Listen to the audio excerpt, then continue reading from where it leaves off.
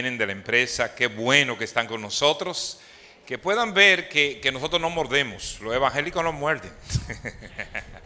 Nos gozamos, compartimos, nos reímos, somos seres humanos comunes y corrientes, con debilidades, con necesidades, pero con una diferencia: Cristo está en nuestros corazones y Él nos fortalece y Él nos guía y Él nos da las pautas a seguir. Así que yo quiero compartir con ustedes, ya Martín me presentó, Pedro Juan González. Yo soy pastor en la primera iglesia bautista de Santiago de los Caballeros. Estoy con mi esposa Marisol y contentos de poder compartir con ustedes en esta mañana. Yo quiero invitarlos a que vayamos a nuestras Biblias en la primera carta del apóstol Juan. Primera carta del apóstol Juan, en el capítulo 4, es un pasaje muy conocido. Primera carta del apóstol Juan, en el capítulo 4, los versículos 9 y 10. Dos versículos vamos a trabajar en esta mañana. Primera de Juan, capítulo 4, versículos 9 y 10. Cuando lo tengan, dicen amén. Pues leemos: en esto se mostró el amor de Dios para con nosotros, en que Dios envió a su Hijo unigénito al mundo para que vivamos por Él. En esto consiste el amor, no en que nosotros hayamos amado a Dios, sino en que Él nos amó a nosotros y envió a su Hijo en propiciación por nuestros pecados. Vamos a orar. Padre bueno, te damos gracias en esta hora. Gracias por el privilegio que me das de poder exponer tu palabra. Es un gran compromiso, Señor. Es una gran responsabilidad que está de poder exponerla. Sé tú, Señor, hablando a los corazones. Sea yo solamente el instrumento, pero que tu palabra pueda obrar en cada corazón. Esa es mi oración, ese es mi deseo en esta hora. Úsame conforme a tu verdad, en el nombre de Jesús. Amén. Muy bien, el título de este sermón es El amor de Dios revelado. Y yo quisiera empezar con una historia de amor. No es una historia de amor convencional. Comenzó en 1967. El hermano Martín hablaba de que los templos bíblicos tienen 106 años de historia. En nuestra ciudad de Santiago, la obra bautista tiene unos 58 años de historia apenas. Y comenzó en 1967 con una pareja que llegó de Estados Unidos, llamado los hermanos Potter, Nancy y Pablo Potter. Llegaron dos jóvenes ya casados con dos hijos pequeños. Tenían unos 36 años aproximadamente cuando llegaron a nuestro país. Ya tenían dos hijos pequeños y empezaron una obra de evangelización en la ciudad de Santiago. Iniciaron la iglesia donde yo soy pastor inclusive en el día de hoy. Y estos dos jóvenes hicieron un trabajo preciosísimo porque ellos iniciaron un trabajo de ayuda comunitaria. Ustedes recuerdan, bueno, cuando ellos llegaron al país en 1967, estaba la convulsión política de nuestro país. La revolución del 65 había pasado recientemente, la invasión norteamericana. En el 1966 comenzó una crisis de salud muy fuerte. Según los estudios, hubo una crisis de gastroenteritis en la población infantil. Muchos niños empezaron a tener problemas intestinales y tuvieron que buscar ayuda de diferentes lugares y de Estados Unidos, entre ellos los misioneros. Ellos iniciaron un trabajo de ayudar a la gente más desposeída de la ciudad de Santiago, especialmente con operativos médicos. Y en la iglesia establecieron un consultorio médico donde regalaban las medicinas y daban todo, consulta y regalaban las medicinas. Las historias dicen que óyeme, la gente hacía filas para ir a esos consultorios y traían furgones de medicamentos de Estados Unidos para regalarlo a la gente. Ese trabajo inició muy bonito. Pasaron unos 4 años y en 1970, ellos 3 años y pico, en 1970 ellos viajan a Estados Unidos, donde se le da una especie de año sabático a ellos para que puedan mostrar lo que habían estado haciendo. Ya tenían casi 4 años trabajando en Santiago, van a Estados Unidos a mostrar lo que ellos habían hecho y cómo iban a continuar trabajando.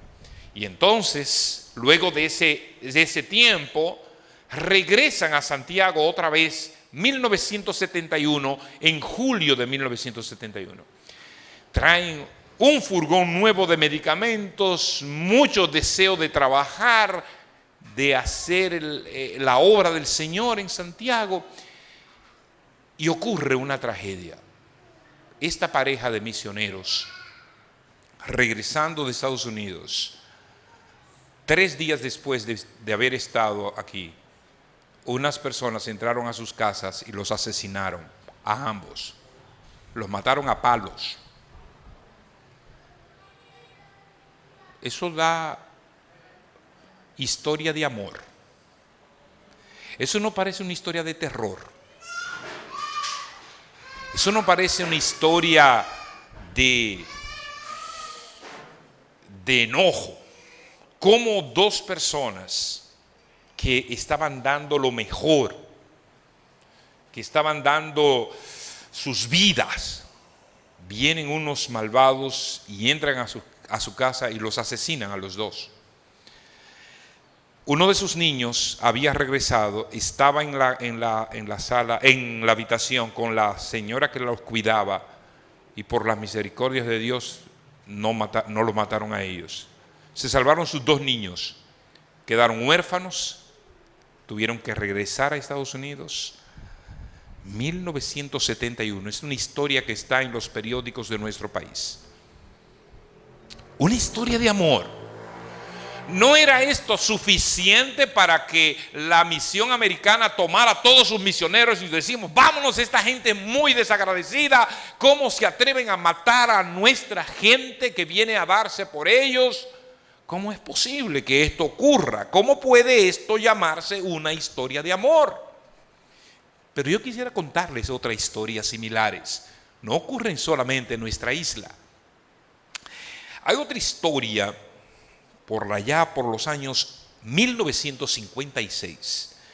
Jean Elliott, Nate Saint, Ed McCullough y Peter Fleming eran 5 misioneros cristianos evangélicos norteamericanos también, que aterrizaron en Ecuador para contactar con los Huaroni, una tribu aislada de la selva amazónica. Estos 5 misioneros fueron con sus familias a Ecuador. Y ustedes saben que hay un área selvática en Ecuador, toda esa selva amazónica que cubre todo Centro y Suramérica. Y ellos llegaron con el fin de llegar a esa tribu que no era conocida. De hecho, esa tribu se caracterizaba por ser extremadamente violenta. Pero ellos querían llegar hacia ese lugar. Empezaron a sobrevolar el área donde ellos vivían en una avioneta. Y empezaron a tirar regalos para los nativos de ese lugar con el fin de llamarles la atención. Y ellos fueron, wow, qué chévere, me están tirando comida, me están tirando regalos, hasta que ellos pudieron aterrizar en un área cercana donde estaba esa tribu.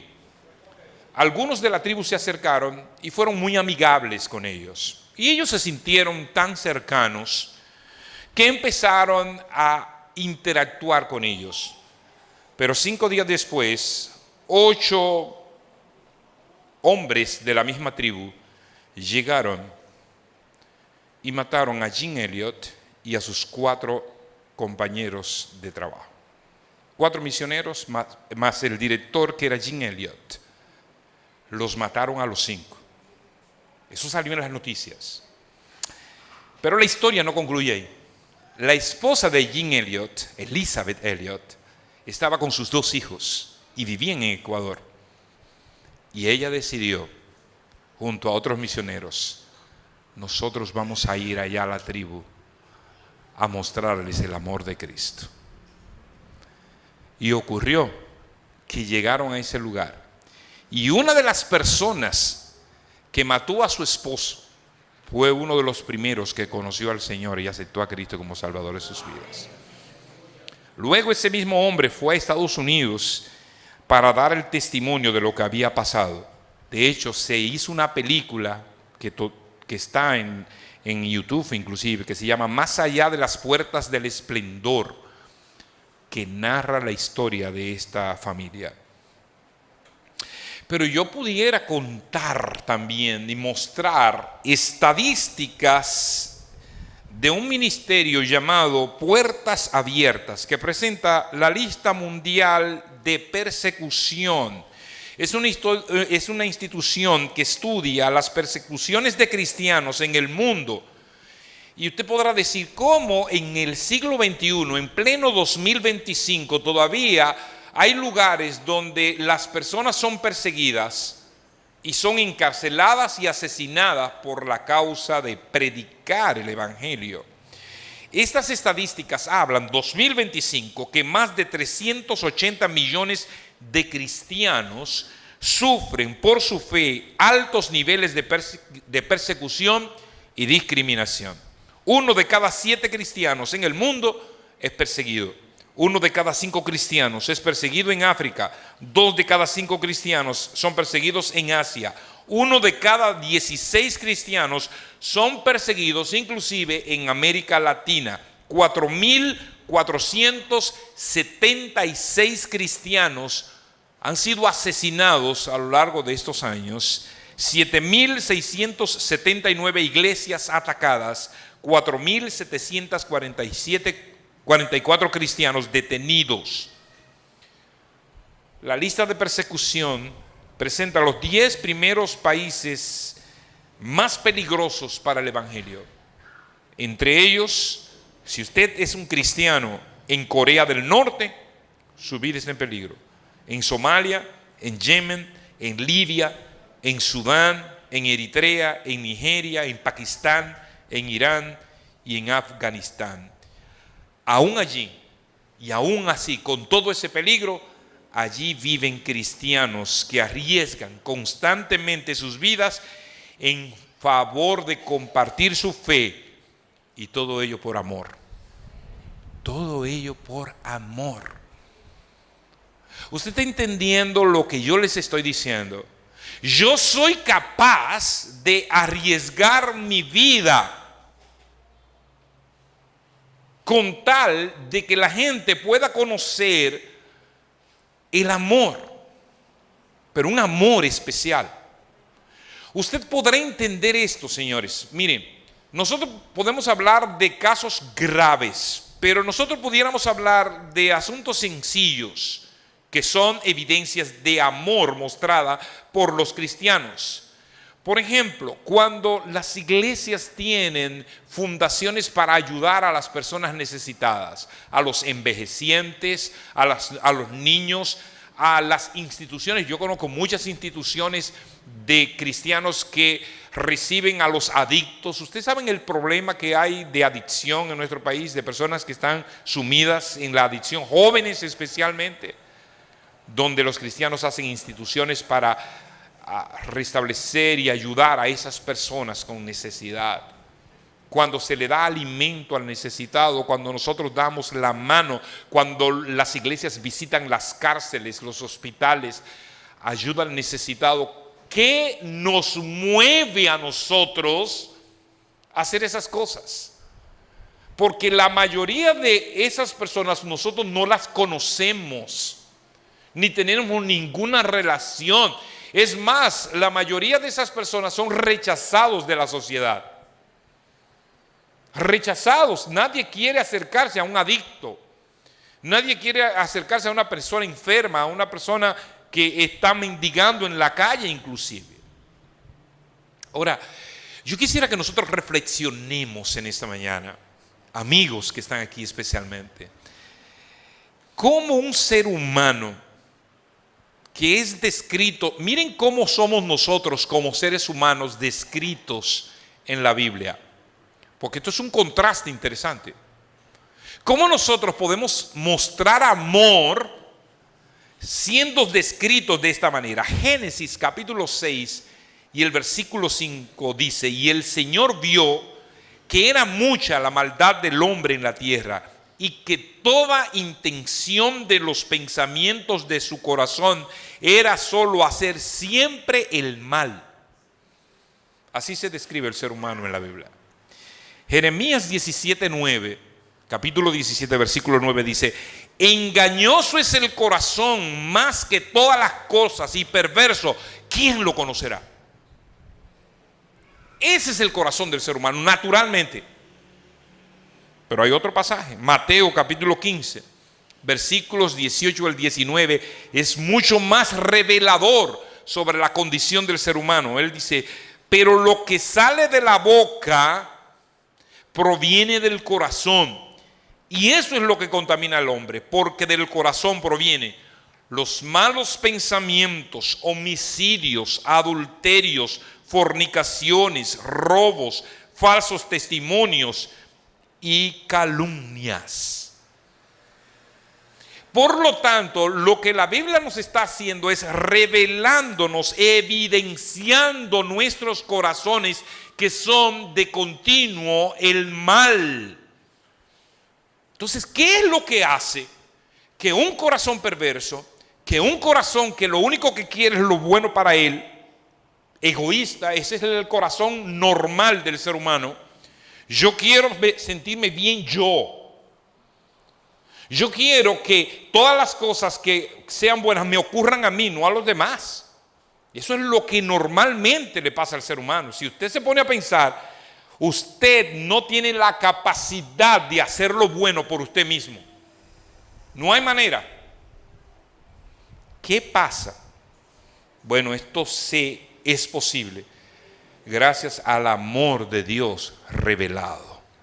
El pasaje que nosotros leímos dice: en esto se mostró el amor de Dios, no en que nosotros, y entiendan porque esto es extremadamente importante lo que dice aquí, en esto se mostró el amor, no en que nosotros, no, dice, en esto se mostró el amor de Dios, en que Dios envió a su Hijo unigénito al mundo para que vivamos por Él. En esto consiste el amor, no en que nosotros hayamos amado a Dios, sino en que Él nos amó a nosotros y envió a su Hijo en propiciación por nuestros pecados. Tenemos un Dios, queridos amigos y hermanos, un Dios. No es que Dios da amor, es que la esencia de Dios es amor. Atiendan, no es que Él nos da amor a nosotros, es que Él mismo es amor. Él no estimó el hecho de que nuestros corazones se habían desviado. El pecado en nuestras vidas nos separó de Él y nos llevó a una determinación que Él hizo de que nosotros todos fuéramos condenados y destinados al infierno. Dice Romanos 3:23, por cuanto todos pecaron, tú y yo pecamos, estamos destituidos, apartados de la gloria de Dios. ¿Cómo es posible que nosotros, siendo pecadores, siendo malos delante de Él, Él asumiera esto? Dice, en esto se mostró el amor de Dios para con nosotros, en que siendo aún pecadores, Cristo muere por nosotros. Toma el lugar que nos correspondía a nosotros. Por lo tanto, este Jesús es la muestra de amor más gloriosa jamás evidenciada en este mundo, y nunca habrá otra muestra de amor igual. Inclusive la misma palabra dice, a lo sumo Alguien puede morir por una persona a quien amamos. Una persona, yo podría morir por mi hija, por mi esposa, por un amigo, por una persona buena, que usted dice, yo tomo tu lugar. Pero yo voy a morir por un asesino, por un ladrón, por un mentiroso. Uno lo piensa. Cristo murió por ti y por mí, siendo nosotros pecadores. ¿Usted entiende el grado de amor? ¿Por qué los misioneros como los Potter, como los Elliot, como los demás que estaban con los misioneros Elliot pudieron ofrecer sus vidas? ¿Por qué las personas que están en esos países musulmanes aún siguen arriesgando sus vidas? ¿Cómo es posible? Porque en esto consiste el amor. No en que nosotros amamos a Dios primero, sino que Él nos amó primero y entonces nos da de su amor para que lo podamos compartir. No es que yo doy amor porque yo quiero, es porque el amor de Dios ha sido implantado en mi corazón y entonces yo puedo darlo naturalmente. No es algo que me sale a mí. Dios produce a mí el querer como el hacer, lo produce en mí. ¿Ustedes saben por qué? Porque el Espíritu Santo de Dios viene a morar en nosotros. Y el Espíritu Santo de Dios nos dota, nos regala lo que se llama el fruto del Espíritu. Y ese fruto del Espíritu tiene elementos interesantísimos: amor, gozo, paz, paciencia, benignidad, bondad, fe, mansedumbre, dominio propio. Y dice, todos esos elementos tómenlo y denlo sin medidas. Eso pasa en la vida de una persona cuando Cristo viene a habitar, cuando el Espíritu Santo viene a habitar en su interior. Por eso es que la gente mira, ¿cómo es que esa gente puede dar amor? El Espíritu Santo de Dios está en él. No es que Él lo hace naturalmente, es que el Espíritu Santo de Dios nos mueve. Él nos mostró y nos amó primero al darnos a su Hijo para que nos salvara de toda condenación. Y al darnos a su Hijo y al darnos a su amor, nosotros luego podemos mostrar ese amor. Miren, cuando nosotros tenemos a Cristo en nuestros corazones, no hay temor de lo que pueda pasarnos a nosotros aquí en este mundo. Porque tarde o temprano, el final de todo ser humano, ¿usted sabe cuál es? La muerte. ¿Usted sabía eso? Si usted no lo sabía, yo se lo estoy diciendo hoy. El final de todo ser humano es la muerte. Qué pesimista es usted, pastor. No es pesimista, es realista. Porque estamos vivos ahora, no sabemos mañana qué va a pasar. O usted quiere saber y quiere escuchar la noticia que pasó recientemente en nuestro país. En la discoteca Yeset. Esa gente se imaginó que el día de fiesta, de gozo, usted ha visto los videos que están, la gente divirtiéndose, gozando, ¡eh! Y esa misma noche, en segundos, todo cambió. Todo cambió. Decía un señor, lo más seguro que nosotros tenemos en esta vida es la muerte. Es una contradicción. Lo más seguro que tenemos en esta vida es la muerte. Por lo tanto, nosotros debemos estar apercibidos de esto. Ustedes han sido unos privilegiados. Esta empresa ha sido una privilegiada. Han sido invitadas para escuchar una buena noticia. La buena noticia del amor de Dios en sus vidas. Esto no es casualidad. En Dios no existen las casualidades. Dios orquesta encuentros con el ser humano.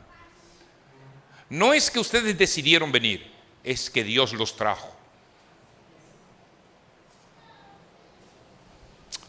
Yo me iba a quedar allá en la casa. Yo sé que hay algunas historias por ahí. Yo no tenía deseo de venir para acá.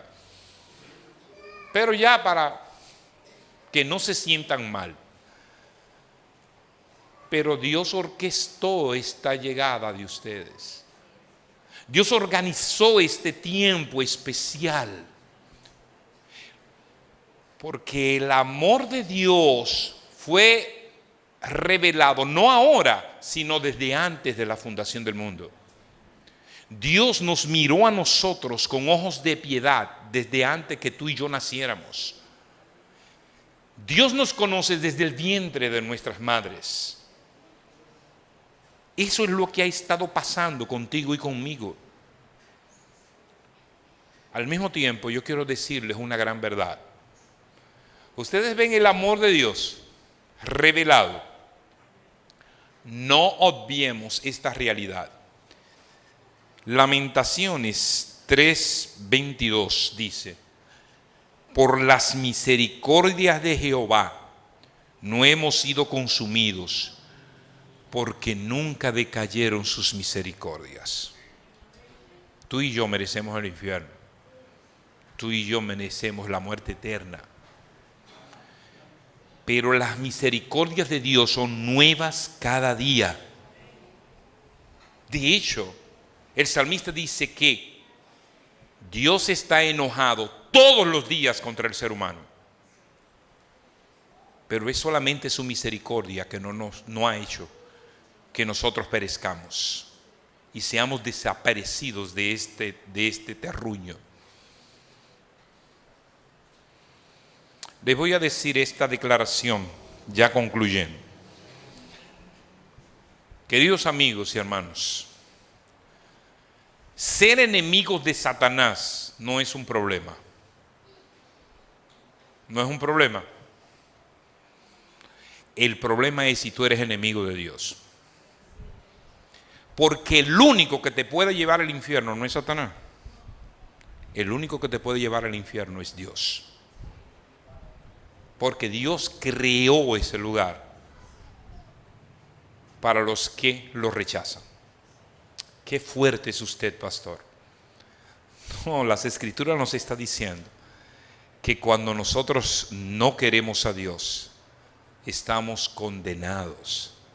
Sin embargo, la buena noticia está desde el principio. Dios muestra su amor para con nosotros en que aunque tú lo rechaces, Cristo murió por ti. Hay una esperanza.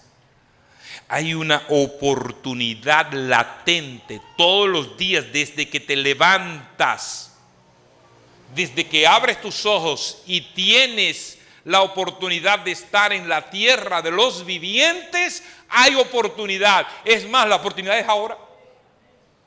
La oportunidad es hoy de que tú puedas conocer el amor de Dios que ha sido revelado en Cristo para la salvación de tus almas. El amor de Dios ha sido revelado en Cristo y Él quiere hacer una obra transformadora en nuestras vidas. Las Escrituras dicen que el día de salvación no es mañana ni pasado, es hoy. Cuando tú escuchas el mensaje, he aquí yo estoy a la puerta, llamo, escúchame, atiende. Tú tienes una oportunidad mientras estemos aquí en la tierra, mientras tengamos ese hálito de vida. Porque no sabemos cuándo vamos a partir de este lugar. Por lo tanto, nosotros debemos prepararnos y estar listos y dispuestos a recibir ese regalo que no tienes que pagar nada. Él ya pagó por ti.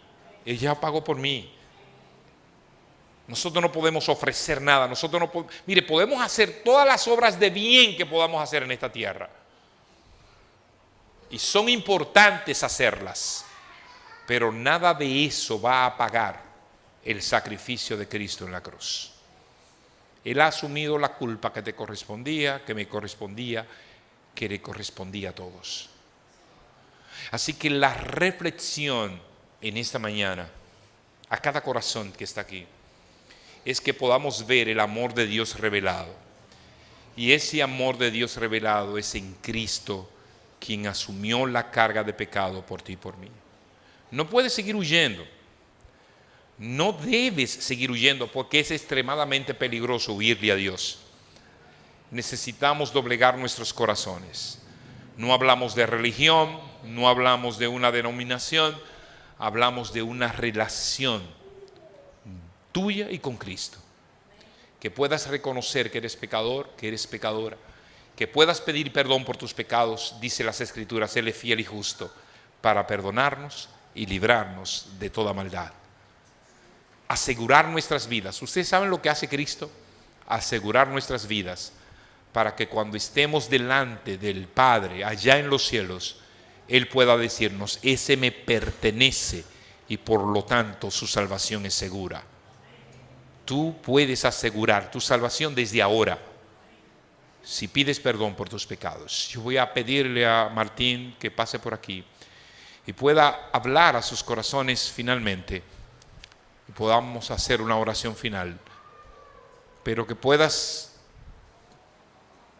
hacer esa petición. Si alguna persona quisiera aceptar a Cristo, esta es una buena oportunidad también. Yo quisiera que Martín concluyera de esta manera.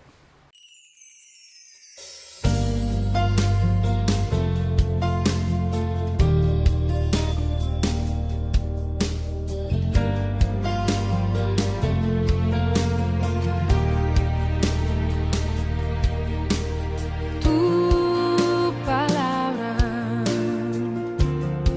es como aceite sobre mis heridas.